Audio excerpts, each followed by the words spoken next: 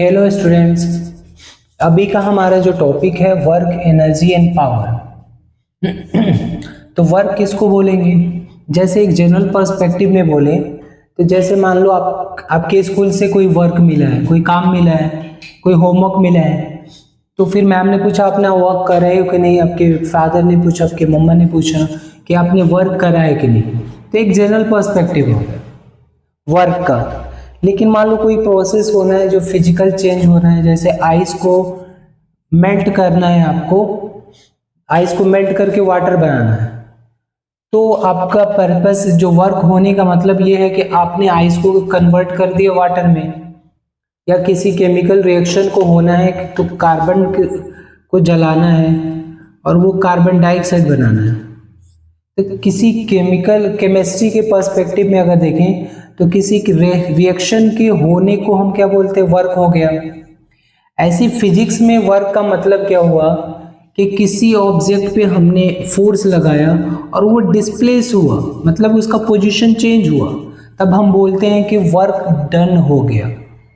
तो किसी work done होने के दो कंडीशंस है कि फोर्स अप्लाइड करना चाहिए किसी ऑब्जेक्ट पे और उसका क्या होना चाहिए? डिस्प्लेसमेंट होना चाहिए। दो कंडीशन होना चाहिए तभी वर्क होगा।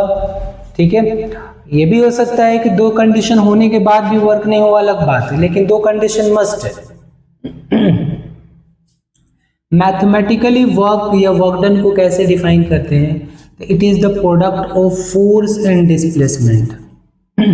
Work done is defined as the product of force and displacement. आगे की क्लासेस में हम इसको अलग तरीके से पढ़ते हैं, आपको समझने की जरूरत नहीं है, लेकिन हम पढ़ते हैं it is the dot product of force and displacement. फिर इसका एडवांस फॉर्मूला होता है एफ एस कॉस थीटा। ये आपको पढ़ने नहीं है। यहाँ पे 9th क्लास में हमें क्या करने हैं? Work is defined as the product of force and the displacement. Types of force क्या क्या हो गया? टाइप ऑफ वर्क डन क्या क्या हो गया? पॉजिटिव वर्क हो गया, नेगेटिव वर्क हो गया, जीरो वर्क हो गया। इसको हम समझते हैं क्या हुआ, ध्यान से देखिए। पॉजिटिव वर्क का मतलब ये हुआ कि आपने क्या करा, इस पे फोर्स लगाया और जिधर फोर्स का डायरेक्शन है उधर ही ये डिस्प्लेस हो गया। इसका डिस्प्लेसमेंट किधर हो गया? इन the same direction of force. Displacement यहाँ पे क्या है? पॉजिटिव वर्क को हम डिफाइन कर रहे हैं, आप लोग भी डिफाइन करना। पॉजिटिव वर्क का क्या डेफिनेशन हो गया? If displacement takes place in the same direction of force then it is called positive work. If displacement takes place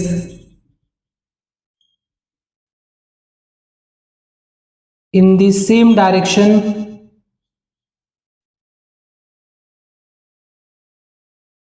of force, in the same direction of force, फिर हम उसको क्या बोलेंगे? उस वर्क डन को क्या बोलेंगे? Positive work.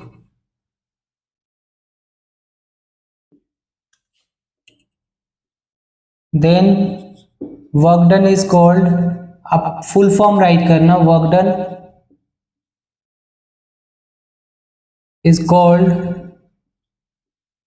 पॉजिटिव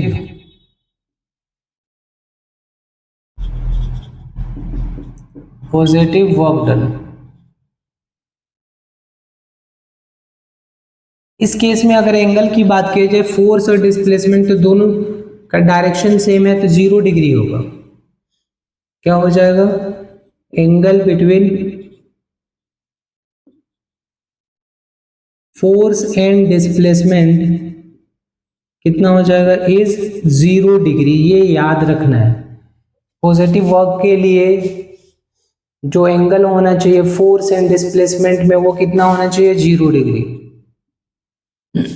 तो ये हमने फॉर्मूला जो राइट करा था advance, F equal to W equal to F S cos theta. तो 10th क्लास में हमें ट्रिग्नोमेट्री पढ़नी है, तो उसमें पढ़ोगे कॉस 0 जो होता है 1 होता है, कॉस 90 जो होता है वो 0 होता है, एंड कॉस 180 जो होता है, ये 11th क्लास में पढ़ोगे, -1 होता है।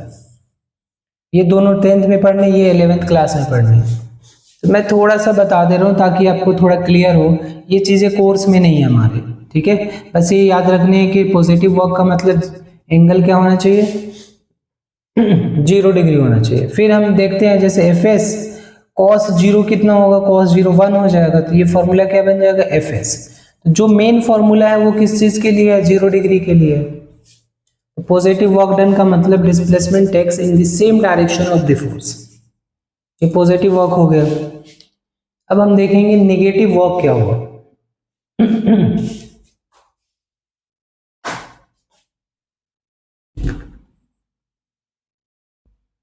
पॉजिटिव वर्क डन का फॉर्मूला क्या होगा, यही होगा, W is equal to F into S, ठीक है। उस केस में क्या होगा, जिधर फोर्स लगाएंगे उधर ही डिस्प्लेसमेंट होगा। नेगेटिव वर्क क्या होगा,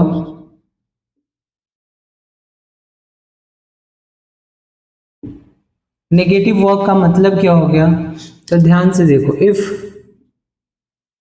displacement takes place in the opposite direction of force,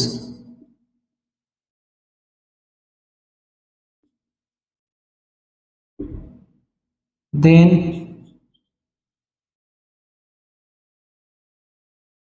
work is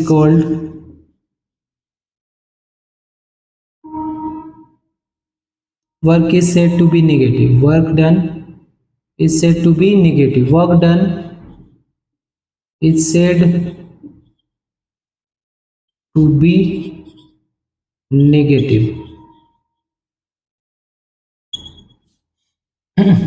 that means आपने फोर्स ऐसे लगाया लेकिन डिस्प्लेसमेंट इधर ना होके आपने फोर्स कैसे लगाया, इस डायरेक्शन में, लेकिन डिस्प्लेसमेंट इसका इधर ही हो जाए, ऐसे हो जाए, अपोजिट डायरेक्शन में डिस्प्लेसमेंट हो जाए तो क्या हो जाएगा, नेगेटिव वॉक हो जाए। ऐसे इंक्लाइन प्लेन में क्या होता है, जैसे मान लो किसी ऑब्जेक्ट को आप फोर्सफुली आप ऊपर ढकेल रहे हो, ऊपर ले जा रहे हो, लेकिन वो नीचे आ रहा है, आपका फोर्स सफिशिएंट नहीं है, तो आपने क्या किया, नेगेटिव वर्क डन किया। That means force and displacement के बीच का एंगल कितना होगा, 180 डिग्री होगा। कितना डिग्री होगा, 180 डिग्री होगा। ये सारी चीज़ें बनानी है, डायग्राम भी बनानी है। तो एंगल की बात की जाए तो angle between force and displacement in case of negative work done is 180 degree. और थोड़ा सा एडवांस देखें तो W is equal to F S cos theta होता है फॉर्मूला। कॉस थीटा 180 पुट करेंगे तो क्या होगा, ऑटोमेटिकली 180 की वैल्यू -1 होती है तो माइनस एफ एस हो जाएगा, नेगेटिव वर्क डन। ये हमें कंसेप्ट यूज नहीं करना है, सीधा हमें फॉर्मूला क्या लगाना है, W equal to F S. ये डिस्प्लेसमेंट हमारा क्या है, अपोजिट डायरेक्शन में होगा तो नेगेटिव आ जाएगा ऑटोमेटिकली। तो कहीं पे वर्क डन आप फाइंड कर रहे हो नेगेटिव आ रहा है, दैट मीन्स क्या है, दोनों का डायरेक्शन, फोर्स एंड डिस्प्लेसमेंट का डायरेक्शन क्या है, अपोजिट है। दोनों के बीच का एंगल कितना होगा, 180 डिग्री होगा।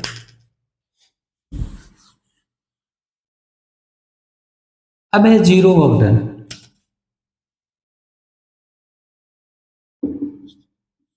देखो आप फोर्स लगा रहे हो, डिस्प्लेसमेंट भी हो रहा है, फिर भी जीरो वर्क डन हो सकता है। कैसे हो सकता है, ध्यान से देखो। जैसे कोई कूली क्या कर रहा है, अपने सर पे कोई सामान रखा हुआ है, तो उस वो कूली जो अपने सर से फोर्स लगा रहा है ऊपर की तरफ, लेकिन डिस्प्लेसमेंट मान लो कूली ऐसे जा रहा है, तो डिस्प्लेसमेंट और उसके फोर्स का डायरेक्शन क्या है, 90 डिग्री है। तो इस केस में क्या होगा, जीरो वर्क। जीरो वर्क क्या होगा, जीरो वर्क कब होगा,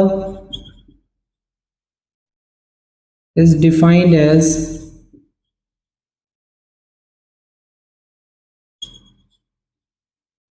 work done by a force when angle between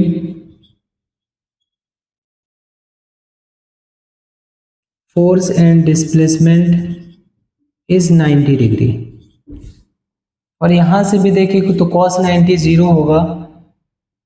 अगर 90 डिग्री पे फोर्स और डिस्प्लेसमेंट का डायरेक्शन होता है तो क्या हो जाएगा, सीधा वर्क डन कितना हो जाएगा, cos 90 0 तो एफ एस इंटू जीरो, ये जीरो हो गया।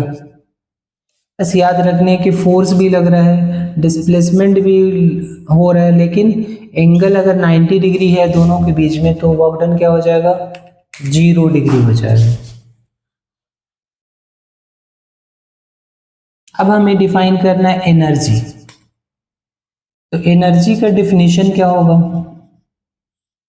Energy is defined as capacity of doing work. It is, एक मिनट, उससे पहले हम एक काम करते हैं, ऐसा यूनिट डिफाइन कर लेते हैं वर्क डन का। ऐसा यूनिट ऑफ वर्क डन क्या होगा, ध्यान से देखो, W is equal to force into displacement है। तो ऐसा यूनिट जो होगा क्या हो जाएगा, फोर्स का यूनिट क्या होता है, न्यूटन, और डिस्प्लेसमेंट का यूनिट क्या होता है, मीटर। तो newton metre which is called joule, which is called joule.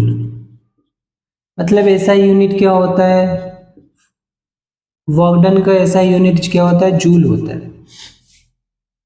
अगर एक लाइन में पूछा जाए ऐसा यूनिट क्या होता है तो जूल होता है, जो कि इक्वल है 1 newton into 1 metre. 1 joule is defined as force applied on an object which displaces by 1 meter, and that means 1 newton into 1 meter। इसका मतलब क्या हो गया कि एक मास है, इसमें आपने फोर्स लगाया और ये डिस्प्लेस होके कितना मीटर चला गया, 1 मीटर चला गया। अगर इसके बीच का डिस्टेंस है, ये 1 न्यूटन है, इसके बीच का डिस्टेंस 1 मीटर है, तो जो वर्क डन होगा वो क्या होगा, 1 जूल होगा। दैट मीन्स अगर हम राइट करें इसको स्टेटमेंट में तो क्या हो जाएगा, work done by a unit force. Unit force मतलब 1 न्यूटन की बात हो रही है, unit force that means 1 newton which displaces an object by 1 metre. फिर आप क्या करो, ऐसे डिफाइन करो, 1 joule equal to 1 newton into 1 metre. तो ये परफेक्टली डिफिनीशन हो गया 1 जूल का। 1 जूल का जो ऐसा यूनिट होगा जूल होगा, जो कि इक्वल है 1 न्यूटन इंटू 1 मीटर के इक्वल है।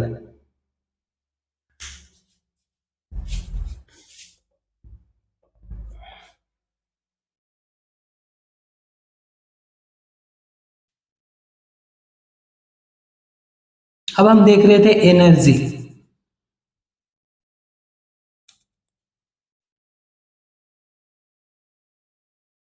एनर्जी क्या होता है, capacity of doing work, capacity of doing work.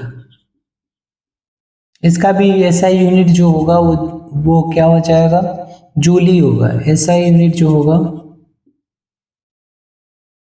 ऐसा यूनिट क्या हो जाएगा ऑफ एनर्जी जो होगा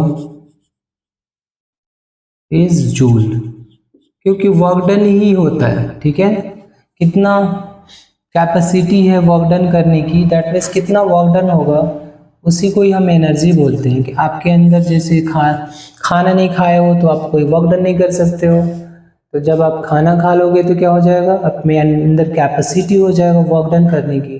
तो आप दैट मीन्स वो आपने क्या किया, एनर्जी कंज्यूम करा। तो दोनों इंटरचेंजेबल वर्ड है, that means capacity of doing work is work, capacity of doing work is called energy. ऐसा यूनिट इसका भी क्या होगा, जूल होगा। इसके बहुत सारे टाइप है, जैसे मान लो आप बोलो लाइट एनर्जी, इलेक्ट्रिसिटी,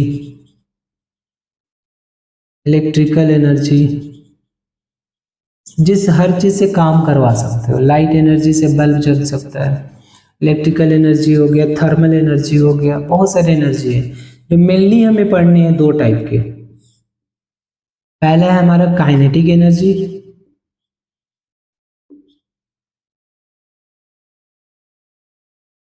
दूसरा हमें पढ़ने potential energy.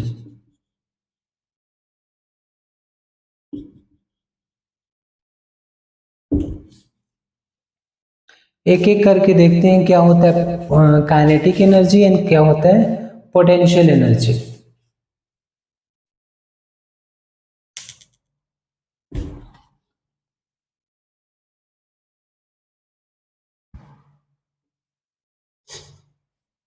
Kinetic energy and potential energy क्या होते हैं एक बार देखते हैं हम।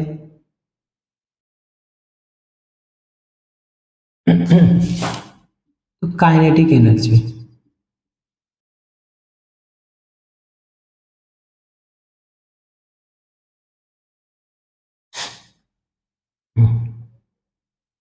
ध्यान से देखो, energy possessed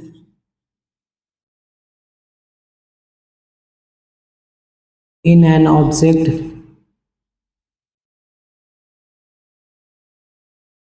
due to its motion।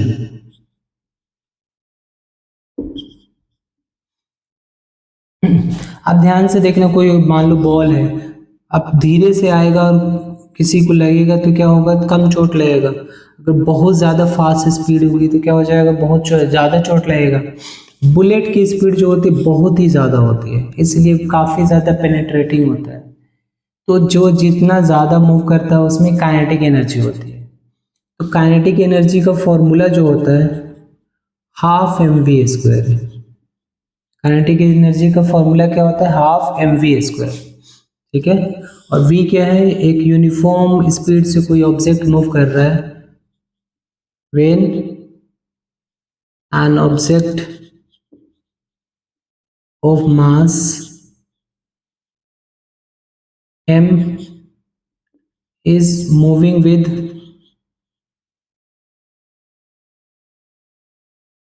uniform velocity।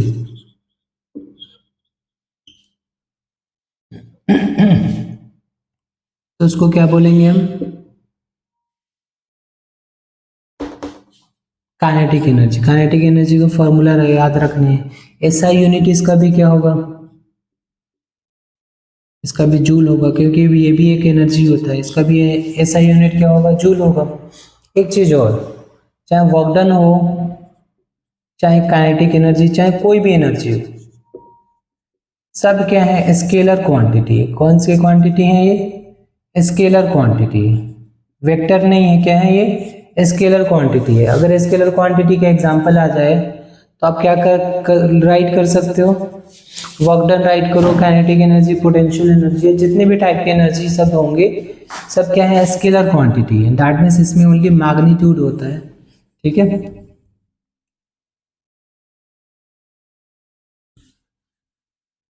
हम कभी भी ये नहीं बोलते 5 जूल टुवर्ड्स राइट या टुवर्ड्स लेफ्ट। फोर्स में भी डायरेक्शन होता है, ये भी वेक्टर क्वांटिटी है और ये भी वेक्टर क्वांटिटी है। लेकिन इनका जो डॉट प्रोडक्ट करते हैं ये हमें अभी पढ़ने नहीं है, तो वो स्केलर हो जाता है।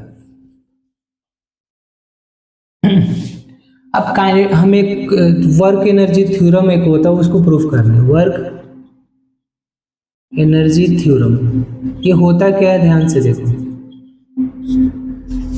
कोई ऑब्जेक्ट जैसे मान लो इनिशियल वेलोसिटी से मूव कर रहा है u से, इसका मास m है। अब इस पे कोई फोर्स लगा दिया तो इसकी वेलोसिटी चेंज हो गई, v हो गया। और सपोज करो ये डिस्टेंस ट्रैवल करा s डिस्टेंस, तो हमें प्रूफ करने हैं कि वर्क डन जो होगा वो चेंज इन काइनेटिक एनर्जी के इक्वल हो जाएगा। That means kinetic energy final इसकी kinetic energy minus kinetic energy initial, ये हमें प्रूफ करने हैं। क्या इसी चीज को एक्सटेंड करोगे तो ये होगा M V square, final V है, इनिशियल यू है, minus half M U square. इसको कॉमन अगर निकाल लें तो क्या हो जाएगा, M V square minus U square. ये क्या होगा, चेंज इन काइनेटिक एनर्जी, जो किसके इक्वल होगा, वर्क डन के इक्वल होगा। यही क्या क्या है हमारा वर्क एनर्जी थ्योरम, कि आपका जो वर्क डन क्या होगा, तो चेंज इन काइनेटिक एनर्जी। अब इसको हम प्रूफ करते हैं।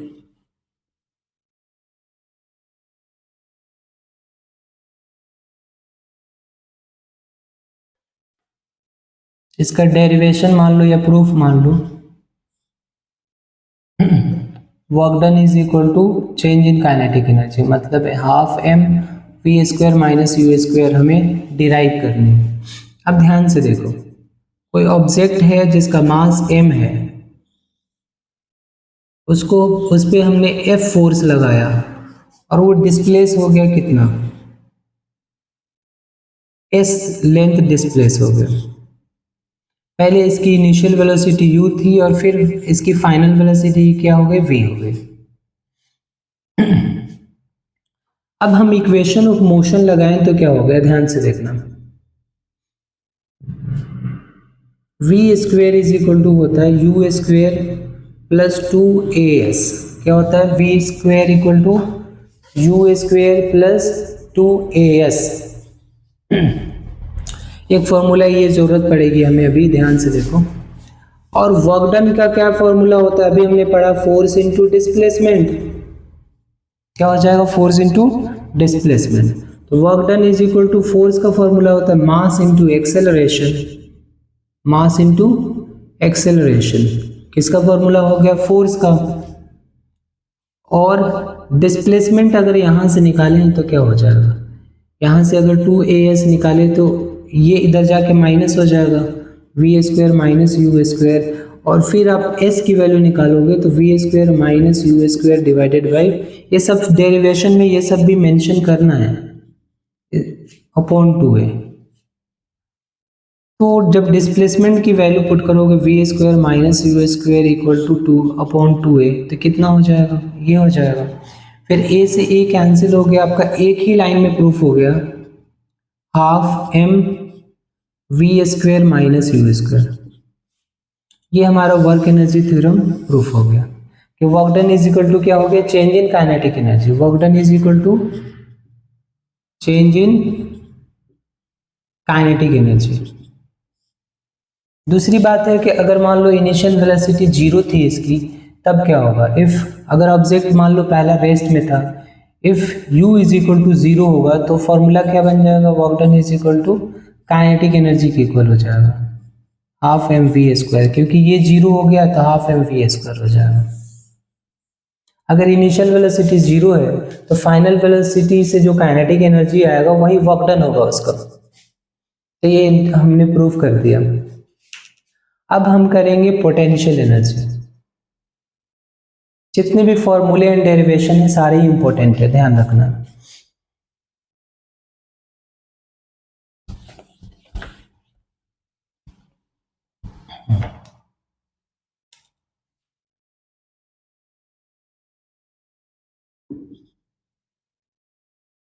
Potential energy,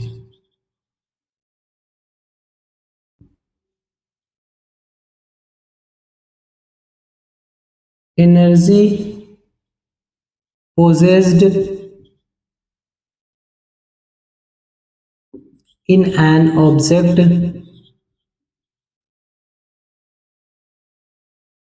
due to position or state of the object, of the object। जैसे कोई ऑब्जेक्ट को आपने h हाइट पे रख दिया, इसको h हाइट पे, अर्थ के सरफेस पे h हाइट पे, तो इसमें एनर्जी होगी क्योंकि हाइट पे है तो इस पर ग्रेविटी खींच रही होगी। अगर ये गिरेगा तो क्या करेगा, इम्पैक्ट डालेगा। दैट मीन्स इसमें एनर्जी है। जो फैन सीलिंग लटका हुआ है कुछ हाइट पे, उसमें भी एनर्जी होगी। कोई स्प्रिंग जो है आप उसको ऐसे ओरिजिनल पोजीशन ये था और फिर आपने उसको खींच के यहाँ तक पहुँचा दिया, तो क्या हो गया, उसकी पोजीशन स्ट्रेच पोजीशन पे है, तो इसमें भी एक एनर्जी होगी जिसको हम क्या बोलेंगे, पोटेंशियल एनर्जी।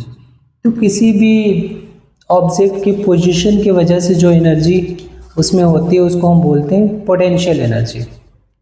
लेकिन हमें जो डिराइव करना है, जो पढ़ने हमें वो पढ़ना है gravitational potential energy. Gravitational potential energy का मतलब ये हुआ कि किसी हाइट पे किसी ऑब्जेक्ट को रखे हो तो उसमें पोटेंशियल एनर्जी कितनी होगी। तो मेनली हमें डिराइव करना है पोटेंशियल एनर्जी का फॉर्मूला जो होता है पोटेंशियल एनर्जी का, वो होता है mgh, जहाँ m क्या है, मास है ऑफ द ऑब्जेक्ट, g क्या है, एक्सेलरेशन ड्यू टू ग्रेविटी,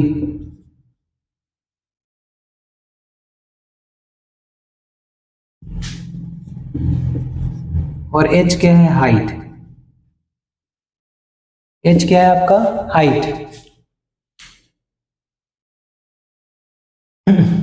तो पोटेंशियल एनर्जी क्या होगा, ये होगा, इसका एसआई यूनिट भी क्या होगा, जूल होगा, और ये भी क्या होगा, स्केलर होगा।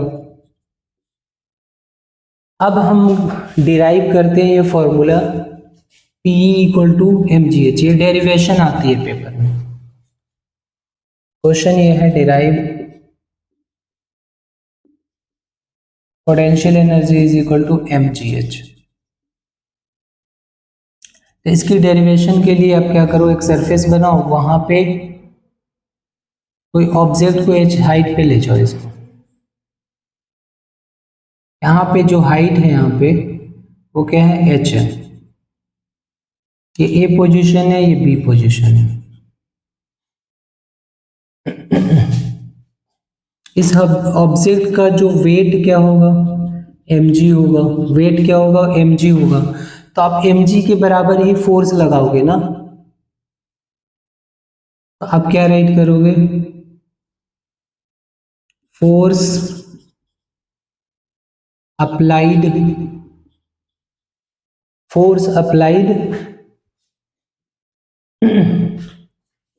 टू मूव, इसका मास m है, to move object from A to B, from A to B। तो मिनिमम फोर्स कितना लगाओगे, जो इसका वेट होगा is equal to weight of object.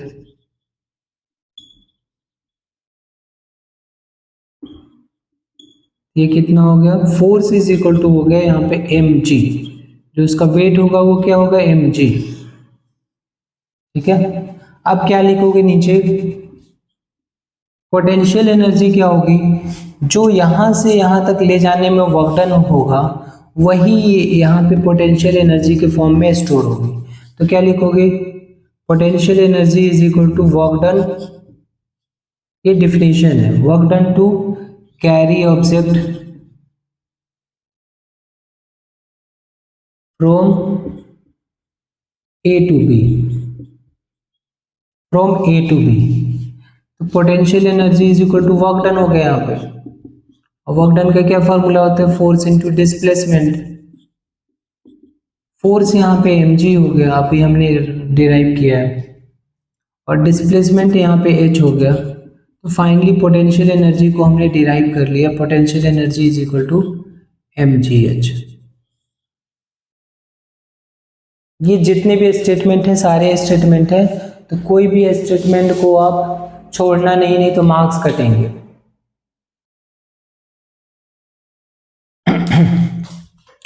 एक क्वेश्चन हम इस पे कर लेते हैं, जैसे मान लो कोई ऑब्जेक्ट को h हाइट पे ले जा रहे हो,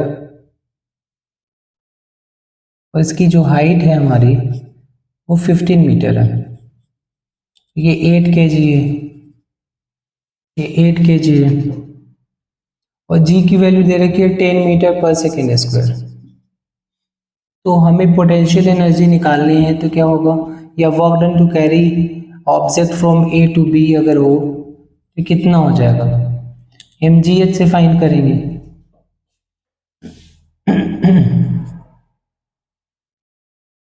अगर ऐसे भी क्वेश्चन है कि किसी कोई ऑब्जेक्ट मान लो 100 मीटर हाइट पे है तो उसको नीचे से ऊपर कोई दूसरे ऑब्जेक्ट, कोई मान लो टावर 100 मीटर है, किसी ऑब्जेक्ट को यहाँ से यहाँ तक ले जाने में कितना वर्क डन होगा, तो आप पोटेंशियल एनर्जी निकाल लोगे तो उसके बराबर आ जाएगा। या आप पोटेंशियल एनर्जी निकालने हैं तो work done to move object from A to B, दोनों एक दूसरे के इक्वल है। That means potential energy is equal to work done to carry object from A to B.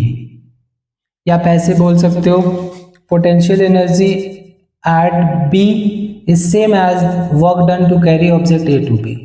तो हाइट गिवन है तो सीधा इससे फॉर्मूला से फाइंड कर लेंगे पोटेंशियल एनर्जी, वही वर्क डन होगा ए से बी तक ले जाने में, ठीक है। तो डायरेक्ट मास गिवन है 8, जी गिवन है 10 और हाइट गिवन है 15, 15 8 जो 120, तो इतना जूल आ गया पोटेंशियल एनर्जी।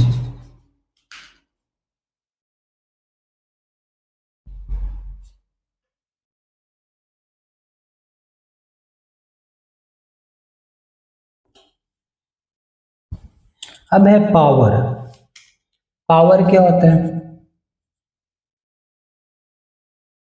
तो इसको बोलते हैं रेट ऑफ डूइंग वर्क, मतलब कितना फास्ट काम कर पा रहे हो, rate of doing work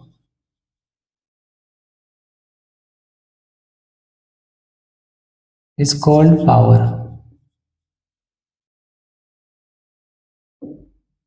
power का फॉर्मूला क्या हो जाएगा, होगा work done by time, work done by time.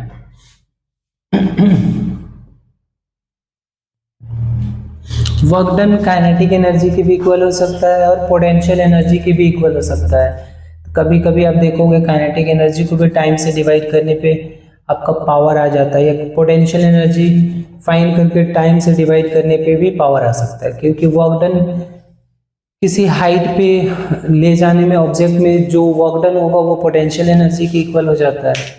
या किसी ऑब्जेक्ट को अगर मान लो फोर्स लगा रहे हैं तो उसका जो चेंज इन काइनेटिक एनर्जी है वो भी वर्क डन के इक्वल आ जाता है, ठीक है। तो पावर ये होगा।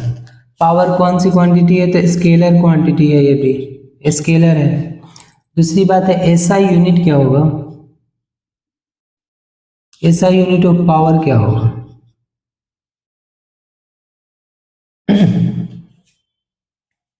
इसको वॉट बोलते हैं, what. SI unit of power is what. In 1 what को हम कैसे डिफाइन कर सकते हैं, 1 वॉट कैपिटल W से शो करते हैं। 1 वाट कितने के इक्वल होता है, ध्यान से देखो, इसका यूनिट वर्क डन का जूल हो जाएगा, नीचे सेकेंड होगा, तो 1 joule per second. That means work is done 1 joule per second is called power, is called 1 what. 1 what कितना हो गया, 1 जूल पर सेकेंड। ये डिफिनेशन आ जाता है, what is 1 joule per second. एक क्वेश्चन है, कोई मान लो 3 kg का कोई ऑब्जेक्ट है, उस पर हमने फोर्स लगाया, पहले उसकी वेलोसिटी 5 थी, फोर्स लगाने के बाद उसकी वेलोसिटी 10 मीटर हो गई और ये डिस्प्लेस होके ए से बी चला गया। तो कितना वर्क डन करा ए से बी जाने में, तो आप क्या लिखोगे, वर्क डन हमें फाइंड करने हैं, क्या लिखोगे, work done is equal to change in kinetic energy, है ना, यहाँ पे वेलोसिटी है, यहाँ पे वेलोसिटी है, is equal to change in kinetic energy. Change in kinetic energy क्या होता है, half M we square minus you square. V क्या होता है, final velocity, U initial velocity. अगर ये किलोमीटर पर आवर में है तो सबसे पहले हमें मीटर पर सेकेंड में 5/18 से मल्टीप्लाई करके चेंज कर लेना चाहिए, ठीक है। तो क्या हो जाएगा, यहाँ पे वैल्यू पुट करो, यहाँ पे मास 3 है, velocity 10, final 10 square minus 5 square, तो ये 3/2 हो गया, ये हो गया 100 माइनस 25। तो 3 × 75/2 कितना हो जाएगा? 3 5 से 15, 3 7 से 21, 22 डिवाइडेड बाई 2। तो इसको डिवाइड करेंगे तो वर्क डन कितना आ जाएगा? 112.5 जूल। वर्क डन का क्या यूनिट होगा? जूल।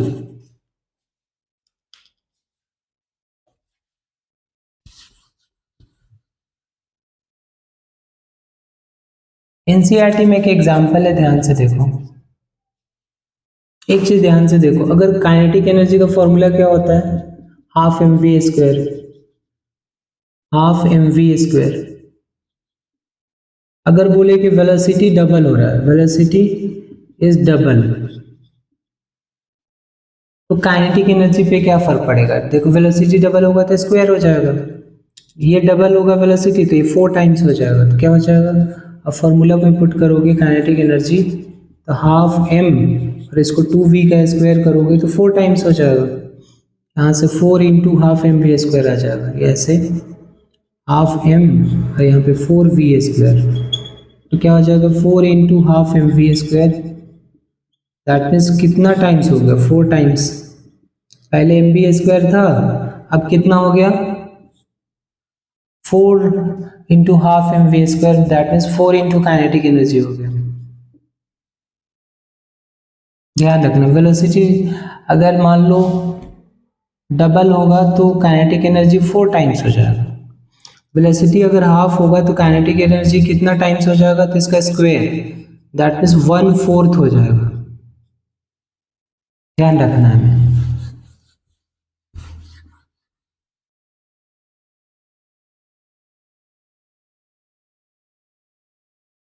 अब देखो एक क्वेश्चन है,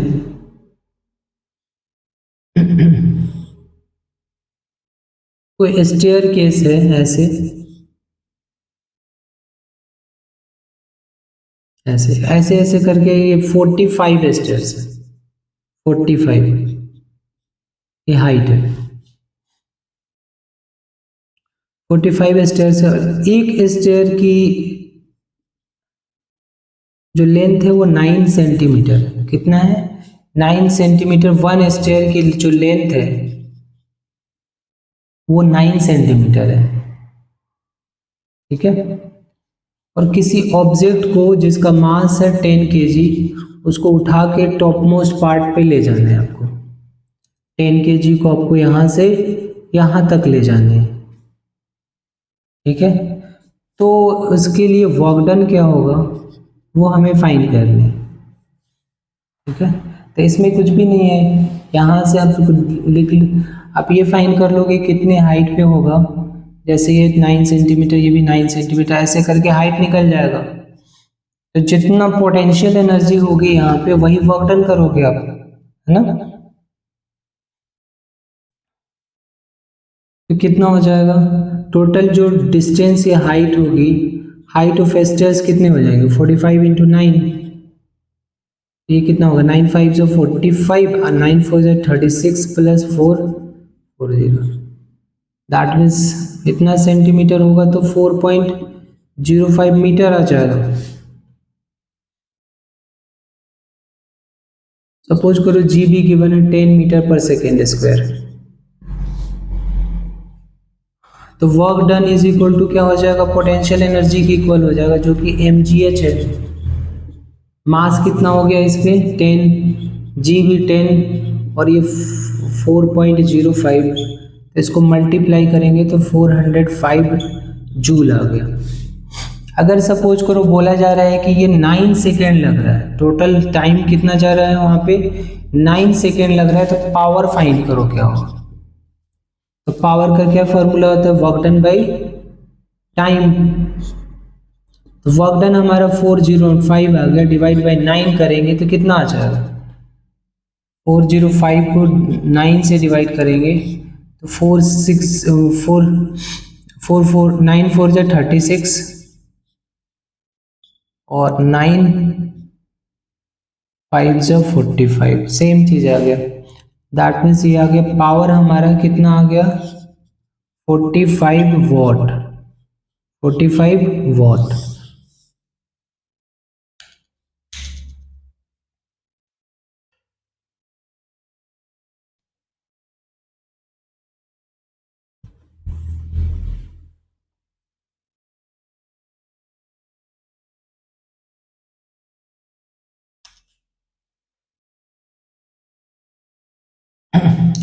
एक क्वेश्चन ऐसे है कि जैसे मान लो कोई ऑब्जेक्ट है उस 10 kg का, उस पे हमने फोर्स लगा दिया 100 न्यूटन का और वो डिस्प्लेस हो गया कुछ 5 मीटर का, 5 मीटर डिस्प्लेस हो गया, तो वर्क डन कितना होगा? तो यहाँ पे डायरेक्ट फॉर्मूला लगेगा, है ना, work done is equal to force into displacement. Work done, force given 100 और 5 ये हो जाएगा, तो कितना हो जाएगा? 500 जूल। इतना वर्क डन हो गया। अगर नहीं गिवन है तो आपको पहले फोर्स फाइंड करने पड़ेंगे, डिस्प्लेसमेंट फाइंड करने पड़ेंगे, फिर जाकर मल्टीप्लाई करोगे तो वर्क डन आ जाएगा। अगर वेलोसिटी गिवन है तो क्या करोगे? Change in kinetic energy. अगर हाइट गिवन है तो वर्क डन फाइंड करने के लिए क्या करोगे? पोटेंशियल एनर्जी फाइंड करोगे। एक लास्ट टॉपिक हमारा है commercial unit of electricity. Commercial unit of electrical energy.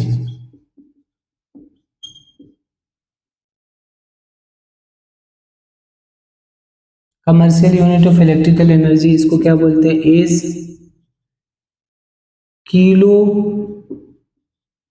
What hour. इसको शॉर्टकट में KWH बोलते हैं। किलो वाट आवर क्या होता है? Commercial unit of electrical energy. तो जो घरों में यूनिट बोलते हैं ना, बोलते हैं ना इतने यूनिट बिजली बिल आ गया, तो वो 1 यूनिट के इक्वल हो जाता है। 1 unit of electricity is equal to 1 kilowatt hour. एक क्वेश्चन आता है, convert 1 kilowatt hour into joule, into joule.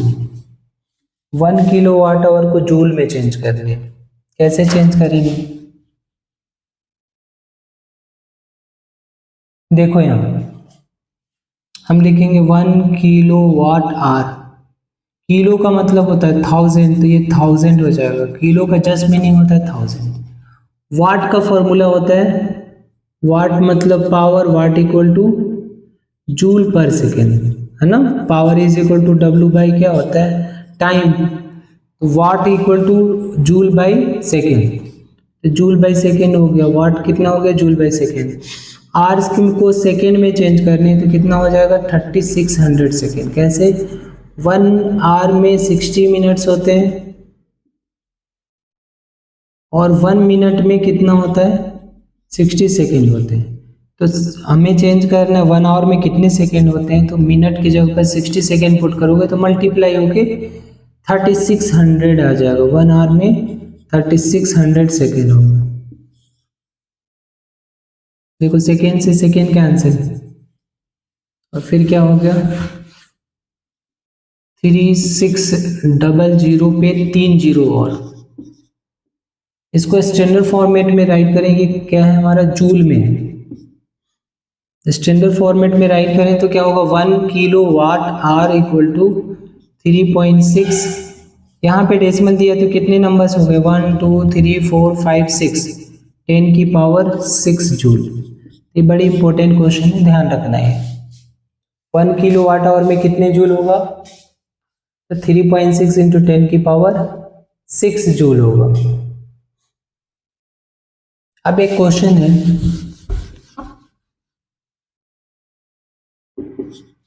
किसी के पास AC है मान लो 400 वॉट का, ठीक है, और डेली चल रहा है 5 आवर्स। डेली कितना चल रहा है? 5 आवर्स। तो 30 डेज में, इन 30 डेज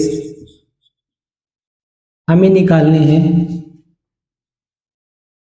कितना एनर्जी कंज्यूम करेगा। Energy consumed, energy consumed. या मैं ये मान लो कि अगर 1 किलो वाट आवर या और 1 यूनिट की प्राइस दे रखी है बिजली की ₹8, तो उसको घर में कितना AC से कितना बिल आ जाएगा ये फाइंड करना है। तो ध्यान से देखो इसमें क्या करना है। सबसे पहले 400 को 5 आवर्स से मल्टीप्लाई करोगे, है ना, और 5 को 30 से, दैट मीन्स 5 आवर्स डेली चल रहा है, तो 5 आवर्स डेली चल रहा है, तो 30 डेज में कितना चलेगा, तो मल्टीप्लाई करोगे, तो ये आ जाएगा वाट और आर। ये इसका यूनिट क्या होगा, वाट आर। हमेशा डेज आवर्स को मल्टीप्लाई करके इससे मल्टीप्लाई करोगे तो क्या आएगा, वाट आर। एक दिन में 5 घंटे चलता था, 30 दिन में कितने चलेगा, 150 आर, तो ये आर ही तो आएगा। इसको मल्टीप्लाई करेंगे तो क्या आएगा, 5 3 जा 15 4 जा 60, 3 जीरो और इतने वाट आवर आ गया। और हमें किलो वाट आवर निकालना है तो 1000 से डिवाइड करेंगे, 60,000 डिवाइडेड बाई 1000, ये आ जाएगा किलो वाट आवर या यूनिट ऑफ इलेक्ट्रिसिटी। कितना यूनिट आ गया, 60 यूनिट या 60 किलो वाट आवर आ गया।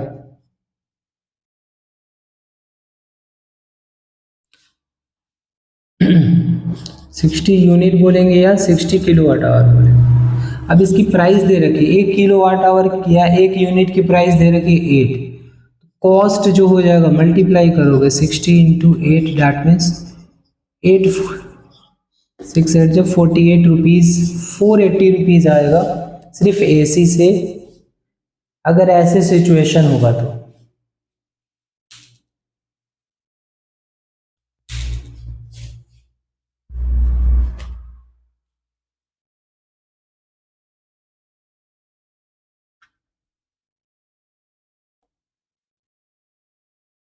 एक और टॉपिक हमारा बचा हुआ है जिसको बोलते हैं हम conservation of energy, conservation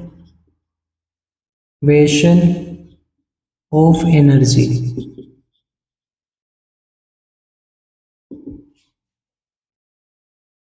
conservation of energy क्या होता है, तो एनर्जी क्या होता है, neither be created nor be destroyed, it can only transform from one form to another form. Energy can neither be created nor be destroyed, it can only transform from one point to another, one point to another। इसको हम बोलते हैं energy conservation. तो ध्यान से देखो, अगर मान लो टोटल एनर्जी जो है हमारा उसको मैकेनिकल एनर्जी बोलते हैं, टोटल एनर्जी जो होगा या मैकेनिकल एनर्जी जो होगा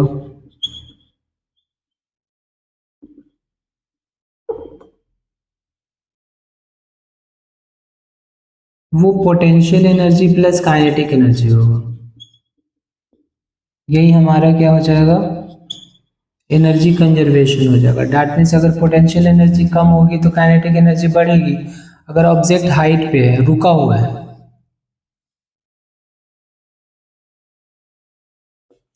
तो इस हाइट पे है तो इसमें पोटेंशियल एनर्जी मैक्सिमम होगी यहाँ पे, और काइनेटिक एनर्जी क्या होगी, जीरो होगी, क्योंकि ये रुका हुआ, कोई वेलोसिटी नहीं होगी। जब इस पोजीशन पे आएगा तो क्या होगा, काइनेटिक एनर्जी मैक्सिमम होगा, क्योंकि ये गिरते गिरते आएगा, यहाँ पे मैक्सिमम वेलोसिटी होगी, काइनेटिक एनर्जी इज मैक्स। लेकिन हाइट नहीं है तो पोटेंशियल एनर्जी क्या हो जाएगा, इसका जीरो हो जाएगा। यहाँ पे दोनों होगा, बीच में पॉइंट में दोनों होगा, पोटेंशियल प्लस काइनेटिक एनर्जी।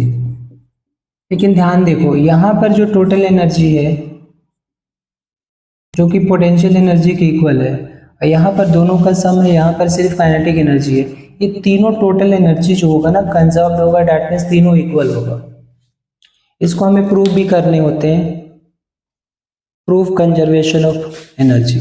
उससे पहले न्यूमेरिकल्स में कैसे यूज होता है ध्यान से देखिए।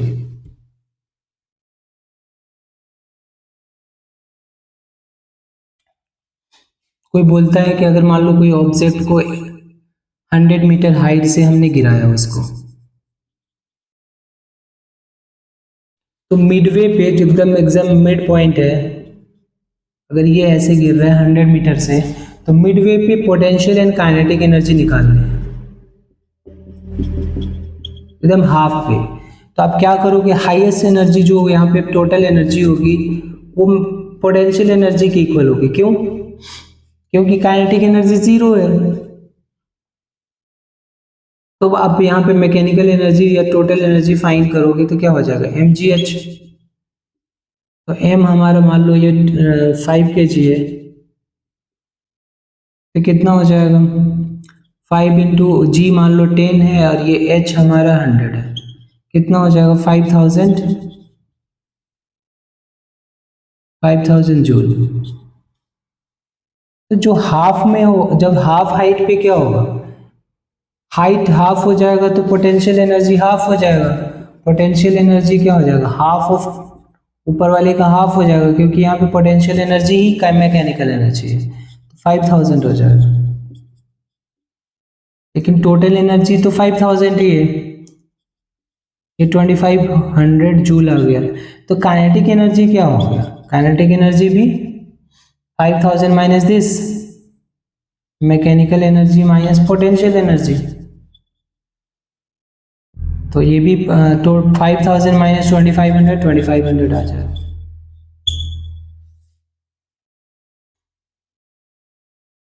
ठीक है, ऐसे क्वेश्चन आ सकते हैं। ये भी आ सकता है कि यहाँ पे वेलोसिटी से हमने लॉन्च किया, तो आप बीच में कोई हाइट पे उसकी ये निकालो पोटेंशियल एंड काइनेटिक, तो यहाँ पे काइनेटिक एनर्जी निकालेंगे, वही आपका टोटल एनर्जी आ जाएगा यहाँ पे। फिर हाफ पे क्या करेंगे, उसको डिवाइड कर देंगे तो क्या आ जाएगा, पोटेंशियल एंड काइनेटिक एनर्जी आ जाएगा। तो ये न्यूमेरिकल्स में ऐसे यूज होता है। अब हम इसको प्रूफ कैसे करेंगे वो देख रहे हैं।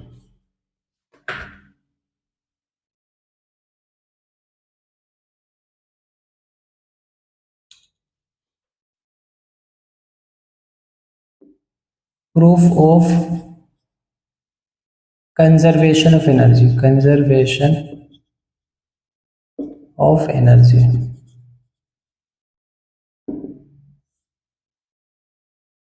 Proof of conservation of energy वही चीज है, जैसे मान लो ये 3 पॉइंट पे हम प्रूफ करेंगे। ये m मास का कोई ऑब्जेक्ट है, यहां से यहां तक की जो हाइट है उसकी h है, क्या है, h है, ये h हाइट पे। अब ऑब्जेक्ट यहाँ पे आया, ऊपर गिराया तो नीचे कहाँ आया है, इसकी जो हाइट है यहां से यहां तक जो हाइट है वो मान लो स्मॉल h है। फिर ये ग्राउंड है, तो ए पोजीशन से गिराया तो बी पे पहुंचा, फिर बी से गिराया तो ग्राउंड पे पहुंचा सी पे। तो हमें ये फाइंड करना है तीनों पॉइंट पे जो mechanical energy that means total energy है वो सेम है, ये प्रूफ करना है हमें।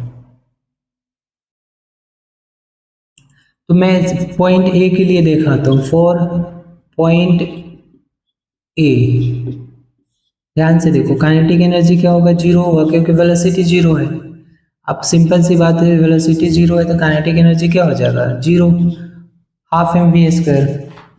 पोटेंशियल एनर्जी क्या होगा, mgh, mg कैपिटल H।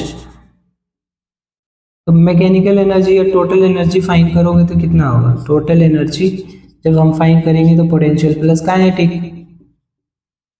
ये तो 0 हो गया, तो ये टोटल एनर्जी जो आ गया mg कैपिटल H, ये ध्यान रखना है। Total energy for point A कितना आ गया, mg कैपिटल H। अब ध्यान से देखो, 4 पॉइंट अगर हम देखें 4 पॉइंट बी, तो इसने h डिस्टेंस कवर करा है, कितना डिस्टेंस कवर करा है, h डिस्टेंस। तो ध्यान से देखना। तो ये टोटल हाइट कितना हो जाएगा, ग्राउंड से हमें हाइट निकालना होता है ना पोटेंशियल के लिए, तो ये हाइट कितना हो जाएगा, टोटल h है और इसमें से h माइनस करेंगे तो ये वाली हाइट निकलेगी। तो इस केस में पोटेंशियल की एनर्जी कितनी होगी, mg, और h हो गया हमारा ये, क्योंकि ये वाली हाइट जो है हमें ग्राउंड से चाहिए होता है। अब काइनेटिक एनर्जी हम कैसे फाइंड करेंगे, इसके लिए वेलोसिटी चाहिए। तो वेलोसिटी के लिए आप देखोगे कि ए पॉइंट से हमने जब गिराया u इज इक्वल टू 0 है, ठीक है, u इज इक्वल टू क्या होगा, 0 होगा। फिर हम फॉर्मूला लगा देंगे कि h equal to half u t plus half g t square, u t plus half g t square, या दूसरा वाला फॉर्मूला लगाएंगे तो क्या हो जाएगा, we square is equal to u square plus 2gh, h हमारा हाइट है, v square is equal to u 0 हो गया, 0 प्लस 2gh, तो ये 2gh हो गया। अब काइनेटिक एनर्जी फाइंड करेंगे तो क्या होगा, half M we square, v square की वैल्यू 2gh आ गया, तो हाफ m इंटू 2gh, 2 से 2 कैंसिल हो गया और क्या आ गया, mg और स्मॉल h, ये आ गया हमारा। अब हम इस पॉइंट पे क्या फाइंड करने वाले हैं, टोटल एनर्जी। कैसे फाइंड करेंगे, पोटेंशियल प्लस काइनेटिक एनर्जी। अभी हम क्या कर रहे हैं, बी पॉइंट पे फाइंड कर रहे हैं, potential energy plus kinetic energy, total energy. तो total energy is equal to potential plus kinetic. हमने नोट करना है कि ए पे टोटल एनर्जी कितना आया था, एट ए टोटल एनर्जी जो आया था एम जी कैपिटल एच आया था, ठीक है, टोटल एनर्जी। अब यहाँ पे टोटल एनर्जी कितना आएगा, तो पोटेंशियल एनर्जी कितना है, m g capital H minus small h, और काइनेटिक एनर्जी क्या आ गया, एम जी स्मॉल एच, ये मल्टीप्लाई कर देंगे तो m g capital H minus m g small h plus m g small h, ये कैंसिल होके कितना हो जाएगा, m g capital H total energy. तो ए और बी पे तो सेम आ गया। और फिर हम सी पे फाइंड करेंगे, कैसे फाइंड करेंगे देखो, और सी एट पॉइंट सी, ध्यान से देखो, यहाँ पे पोटेंशियल एनर्जी 0 हो जाएगी क्योंकि हाइट 0 हो जाएगा, ठीक है, हाइट 0 होगा तो पोटेंशियल एनर्जी 0 होगा। उसके बाद काइनेटिक एनर्जी के लिए सोचो कि यहीं से हमने लॉन्च किया तो u इज इक्वल टू 0 हो गया, और फॉर्मूला हो गया v square is equal to u square plus 2gh। यहाँ पे टोटल हाइट है यहाँ से यहाँ तक तो कैपिटल h है, तो we square is equal to 0 plus 2g capital h, v square is equal to 2g capital h। फिर काइनेटिक एनर्जी कितना आ गया, हाफ एम वी स्क्वायर, तो हाफ हो गया एम वी स्क्वायर की वैल्यू हो गई 2g कैपिटल एच, 2 से 2 कैंसिल हो गया, तो काइनेटिक एनर्जी कितना आ गया, एम जी कैपिटल एच। तो हमने देख लिया, तो टोटल एनर्जी एट सी कितना होगा, total energy at C potential plus kinetic, potential 0 हो गया और काइनेटिक कितना आ गया, एम जी कैपिटल एच। तो यहाँ भी टोटल एनर्जी क्या हो गया, कंजर्व्ड हो गया। तो इसी चीज़ को आपको दिखाना है, तब क्या राइट करोगे, total energy at A B and C is constant. क्या राइट करोगे, total energy at A B and C are constant. Constant मतलब that means energy is conserved, मतलब एनर्जी चेंज नहीं हो रहा है, that means total energy is conserved.